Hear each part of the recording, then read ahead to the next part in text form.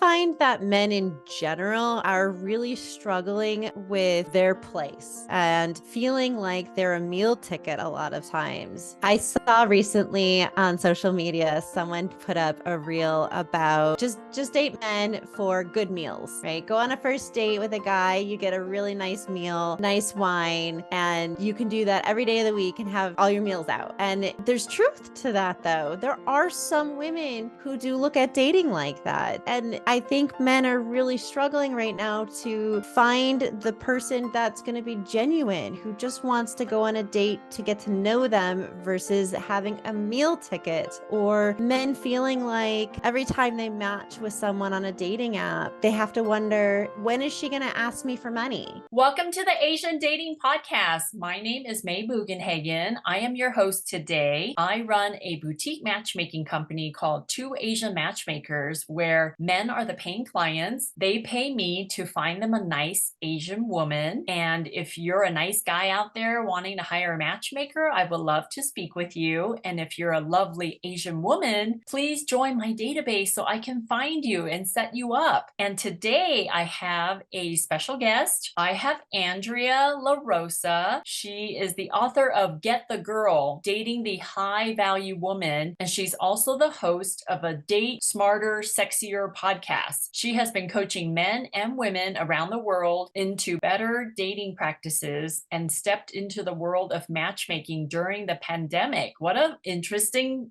maneuver. How did you get started, Andrea? How are you doing? Good. Hi, May. Thank you again for having me. I'm so excited to have this conversation with you today. So how did you get started with matchmaking and all that good stuff? My business coaching wise boomed during the pandemic, especially right before. And then I realized as soon as everything got shut down, people were struggling to meet people. Obviously, you weren't going out, people were quarantined, and dating apps took a huge turn for most people. Depending on whether you're in a big city or a small city, obviously plays a huge part in dating apps. But what I was seeing, what was happening, were people were getting onto dating apps for multiple reasons. They had OnlyFans pages that they were trying to push, or they were just trying to feel validated and they were lonely, but they didn't actually want to meet someone. Or what was happening when people were getting on and they were just seeing like, what else is out there? I'm in a relationship or I'm married, but I just want to see like what other options there are out there for me. And we were seeing that the percentage of people who were actually looking for a long-term relationship that were on dating apps was becoming lower and lower and lower. It was going down from like 40% to 30% to 20%. And people were just getting really frustrated. And I wanted to be able to help people find real connection, real matches without having to put all that crazy work into dating apps, because I was helping people as a coach to reinvent their profile. So instead I figured, well, why don't I just do it all for them? Okay, and that's how you started Date Smarter Matchmaking, and how your company is a little bit unique to a lot of other matchmaking companies is you guys do blind dates, right? Tell me a little bit about that.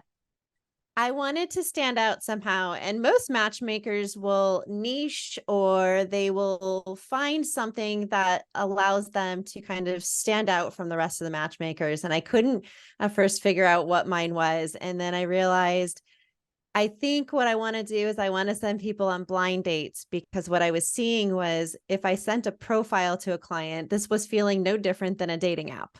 Instead of swiping, they were just going, no, they're not good looking enough, or I don't like what they said here, or they were nitpicking. And I really wanted them to go on a date and have that authentic feeling of meeting someone face to face, that initial chemistry and that initial reaction. Once upon a time, you might remember way back when we used to meet people in a bar or through an interest group or friends of friends or coworkers. And it was the only meeting you ever had was face to face. That's how you met someone. It wasn't looking at a photo and creating this fake persona. And then when you meet them, it's not what you had created in your head. And I didn't want my clients to continue to do that. So we do blind dates. Do your clients ever fight you on it or really want a photo? Like, how do you know what their type is? We do a lot of calls. So there's a lot of coaching. So I take a client on initially and I do a lot of coaching with them because I'm sure, as you have seen, they'll initially come in and say, I'm open. Set me up. I really want a connection. I don't care so much about what they look like or how tall they are. And frankly, that's BS because they do care. And we'll go through a lot of coaching at first, and we'll even do mock dates. I'll send them sometimes out on a mock date to get an idea of what they really want. That way we're not wasting good matches on them. A lot of times they come back after their first real match and they're like, oh no, I do have more deal breakers I forgot about. And Right. yeah, they'll fight me a little bit on it sometimes. And if they really fight hard, then I'll respect that. But I have yet to have any client come in and say, like, I need to see the profile, unless it's coming from another matchmaker that I can't vet the client. Then I'll allow them to see the photo. But for the most part, they've been really open to going on these blind dates. Now, what are some ways that you advise your clients to date with these blind dates? They don't know anything about the person they're matching. So, how would you suggest they go about digging for information, like interview style or not Mm. interview style? Like what? So I coach both, actually. I coach my client in how to avoid the interview style first date.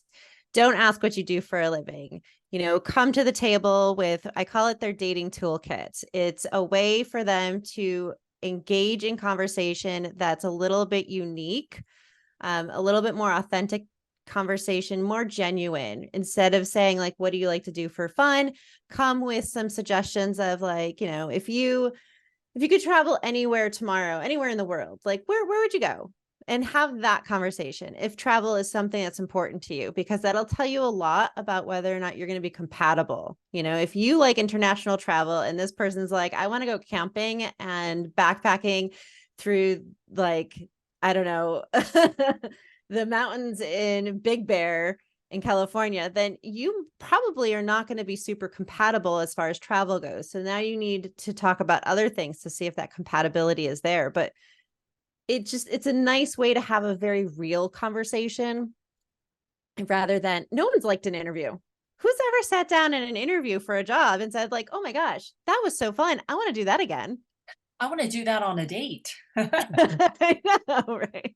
But No. you vet them already, right? You would know if they like international travel or they're like a camping and hiking kind of person. So Yeah. because it's a blind date doesn't mean that they're not compatible. It just means you vetted all of them, the two people, and now you're Mm, matching them up. So this person that's sitting in front of them is somebody within their age range or within their height preference or within yeah.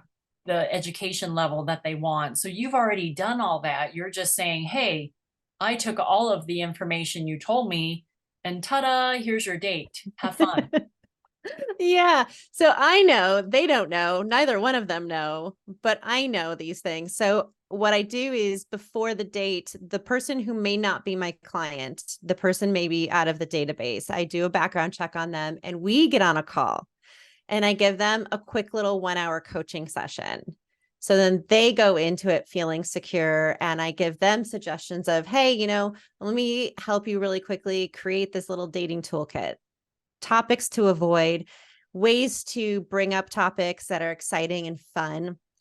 I also send them on a date that's allowing them to be a little bit more creative and active. Sometimes they go on a paint and sip date, or they might go axe throwing and then have drinks afterwards. So I don't send them on dinner dates. I don't want them to get stuck just staring at each other. I want them to do something on the date, something that they can share in. A new experience for both of them is usually ideal. Okay. Now, what topics should they avoid? I feel like in today's climate, maybe politics would be a good one to not dive into. But then again, I also know that they're compatible on their ideals, on their beliefs for the most part. And if they're extremely politically driven, then I'm going to set them up with somebody who's also politically driven. So it's fine. But conversations about exes, I don't want them talking about their ex. I make it really clear to both of them. Please don't get caught up in conversations about people that you've dated in the past. No one should ever leave a date knowing who your ex-spouse is. They don't need to know what they did for a living or their name or what they looked like. That is just crossing a huge boundary. So those kinds of conversations. Now, how would you suggest they bring up topics that are a little bit uncomfortable? Like, do they need to ask them if they want to have kids, or do they need to ask them if they go to church, or you pretty much tell them, hey, they like what you like? Do you know what I mean? Like, how would you would they still hover over these topics that they want to make sure that they're compatible? So the nice thing about matchmaking is that you don't have to have these conversations on a first date anymore because your matchmaker has vetted that for you. If someone comes in and says, I want to have children, I'm setting you on a date with someone who also wants to have children. So you don't even have to have that conversation. When you meet in real life or on a dating app, you have to find out this information because you don't want to waste a second date on them if you don't have the same life goals. But, as a matchmaker, as we've seen, our clients know that they're coming in not having to ask these questions on a first date or even a second date because they're already compatible. We make sure of that for them. We do all of that crappy vetting stuff that they don't want to do because it can take away from the first date. It can, I have this checklist. Do you want to get married? Do you want to have a family? Do you want to travel? Things that are important to you, you don't have to now qualify on a first date because that's what your matchmaker did for you. You can just have fun and lean into the date and have an enjoyable time getting to know each other on a deeper level. Now, what are some dating techniques that includes flirting that you teach them? Or how do men flirt on a date? How do women flirt? What are your thoughts? I have really strong feelings about flirting. Mostly because I feel like there are so many pickup artists out there that are trying to teach people bad flirting tactics. Traditional touch her or neg her or do this or do that, but it's not authentic and genuine to who they are. I really think it's important that if you're going to flirt, you need to learn into your natural flirting styles. And learning about what your flirting style is before you start dating is probably going to be really beneficial to anyone who's trying to flirt so that you can know, okay, I am a sincere flirt, for example. And that means that I'm going to genuinely ask questions and engage with someone. And that's how I show that I'm flirting. So whether or not the other person can recognize that visually, now I'm going to have to make sure that my body language is showing that I'm flirting as well. But I might not be comfortable touching someone. And you've seen that. You see it on TV and movies. You see it in real life where, a guy he'll listen to one of these pickup artists tell him, touch the small of her back when you lead her through the doorway, open up the door and put your hand on her to flirt. But if you're uncomfortable doing that, your touch is going to feel awkward to her. She's going to feel the energy from that touch and feel that it's uncomfortable and it's going to feel creepy. So instead of touching her, if you're not comfortable touching her, lean into what you are comfortable doing. So if, for example, again, if you're a sincere flirt, and a sincere flirt is somebody who's going to engage and ask questions and be focused on what you're saying. So literally lean in when she's talking to you and show her your undivided attention. And that's how you flirt. You don't have to touch her on the first date if that's not comfortable for you. We don't want you to be a creeper. So you mentioned a little bit about how you flirt. Can you elaborate on your flirting techniques? If you meet a guy and you like him, is that part of your flirting technique where you lean in and make eye contact and smile, or like what? Oh, I'm more of my actual flirting style is the physical, playful flirt style. I will touch and I will do all of the traditional playful flirting things. I will laugh at your jokes. I will literally lean in. I will do the light touch. I like to do like the forearm light touch. I feel like it's kind of an intimate spot to touch someone.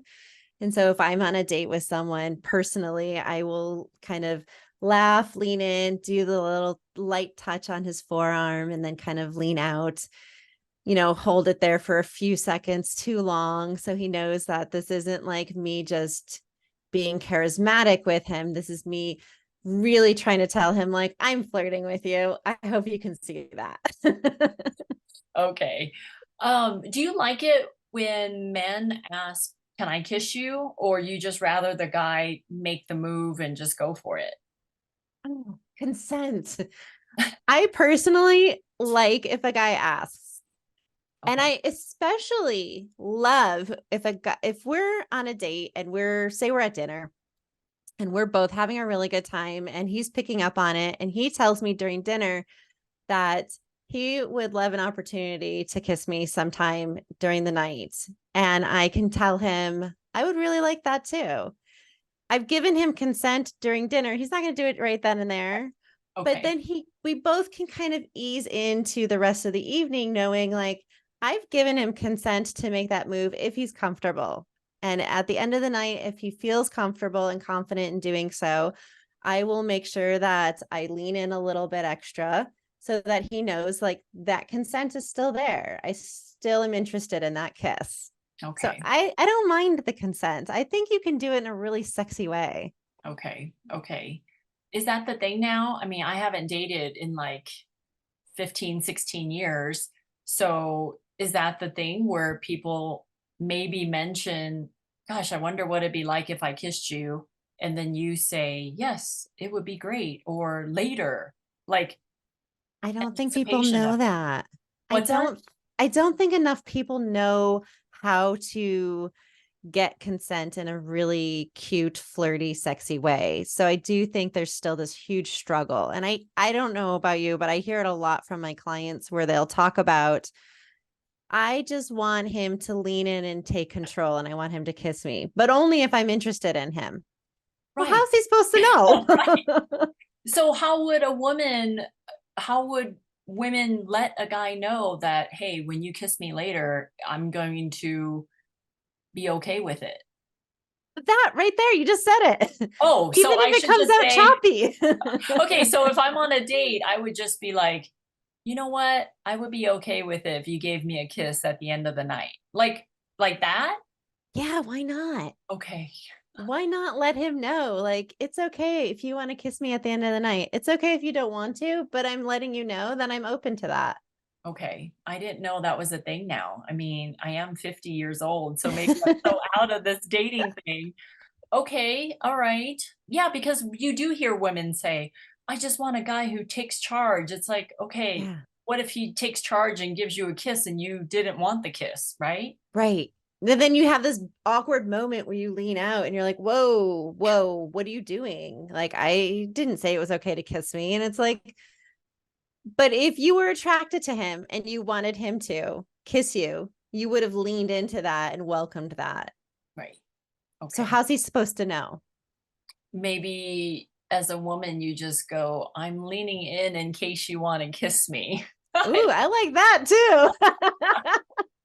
I mean, just find ways of being flirty, right? Like as the date Yeah. goes along, and or you make a comment like, "Oh wait, are you trying to kiss me? Because I would totally welcome it." "Oh, you're not Yeah. trying to kiss me." Okay. I mean, I guess you have to just play into your personality and see Yes. how it goes, but okay, okay. Okay, so Andrea, you are the author of the book Get the Girl, Dating the High Value Woman. What made you write that book and what's the premise of it? I've always wanted to write. Writing has always been a part of me. And I really wanted to have a book, you know, let's be real, matchmaking is expensive. It's pricey. It's for the elites, and coaching isn't too far off from that either. And I wanted to be able to have a way for people to get the information in something that's easily consumable. So a book is the most ideal way to do that. And as I'm writing this book, I'm realizing that it can't just be about giving advice. It has to be sprinkled with examples. And so I sprinkle it in with some examples from other, from clients that I have their permission. But I realized, would I not share my own personal dating faux pas? And so I sprinkled into every chapter my own personal dating, some of the challenges that I've come across and some of the things that I've seen personally, along with a lot of how-tos. And it sounds like it's a book just for men, but it's really not. I really wanted to make it for women and men equally. Men, this is how you attract her. We hear a lot of times men say, I want a woman who is independent and who's strong, but then they get her and they go, oh gosh, I don't know what to do with her now. Like she doesn't need me. What do I do if she doesn't need me?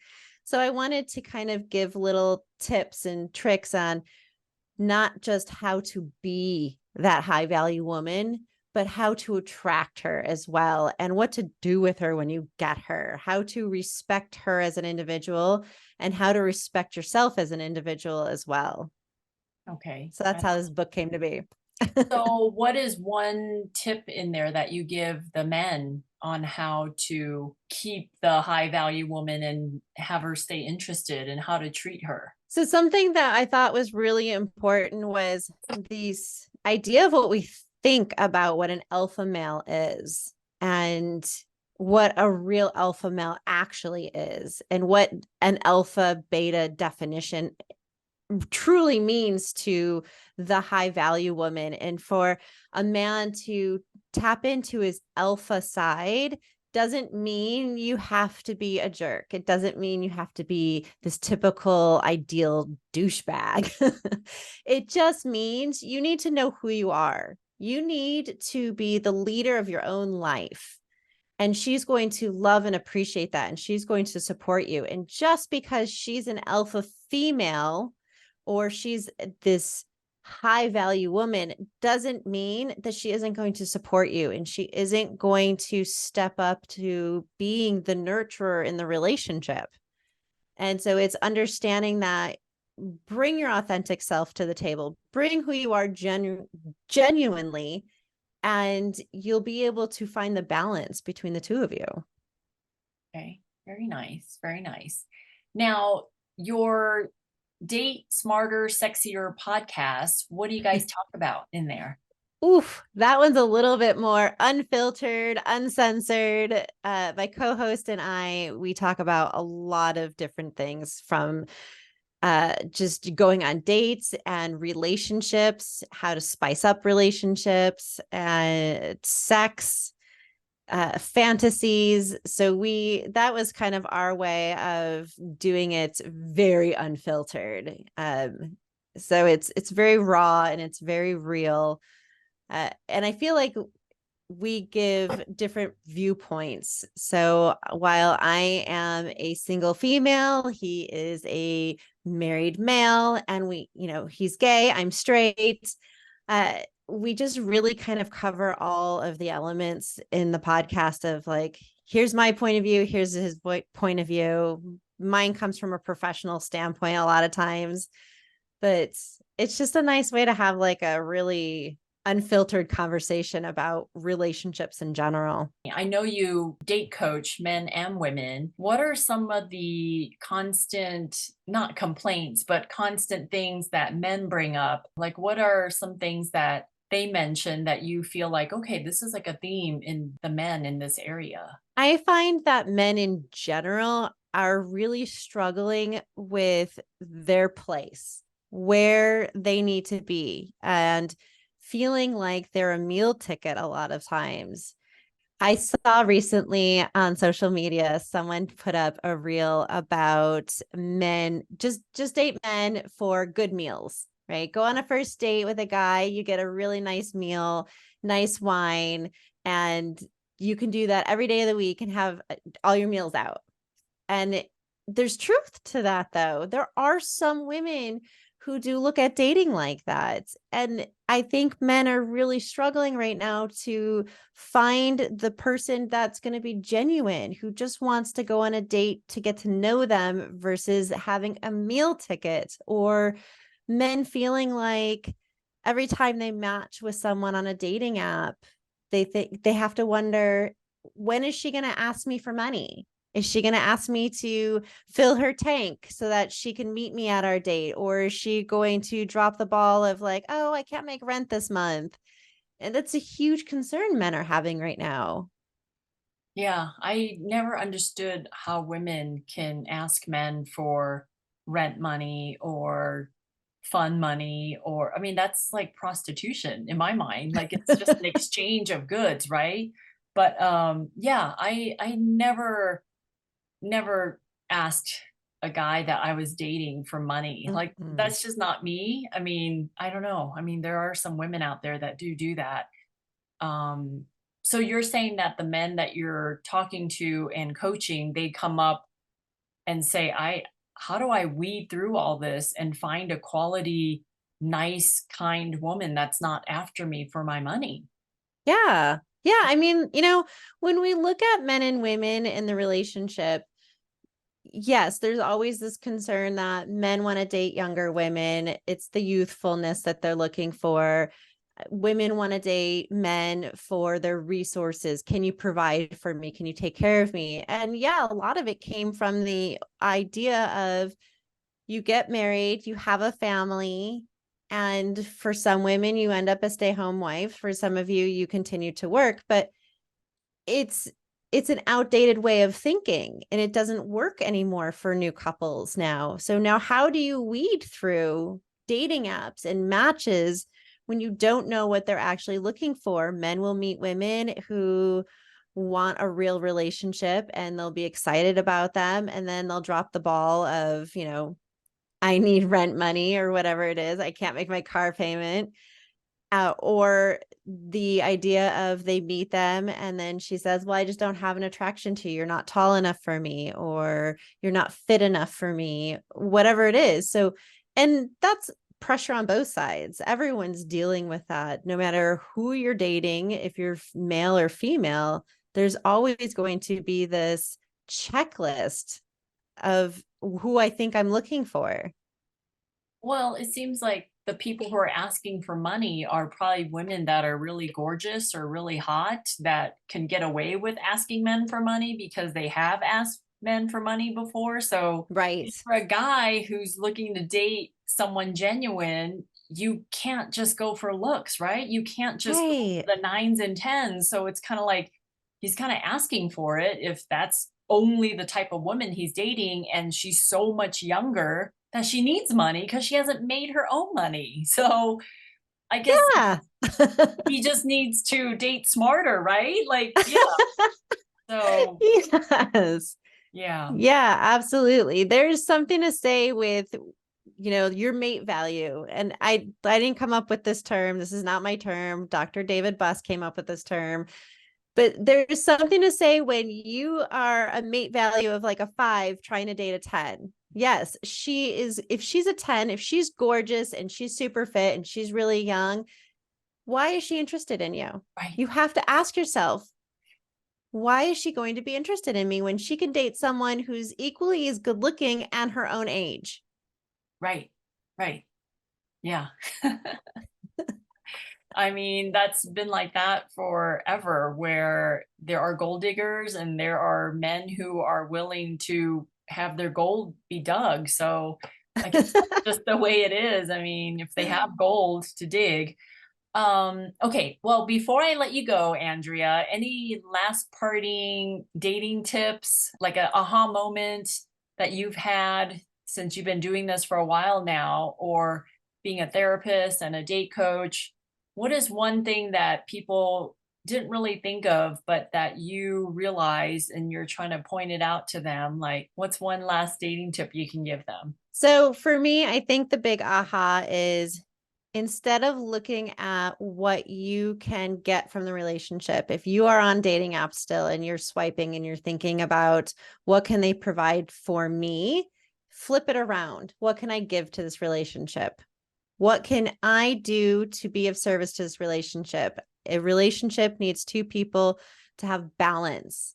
It's not a 50-50 give all the time. It's what can I present to this person that they're going to like, that's going to give meaning and quality to their life?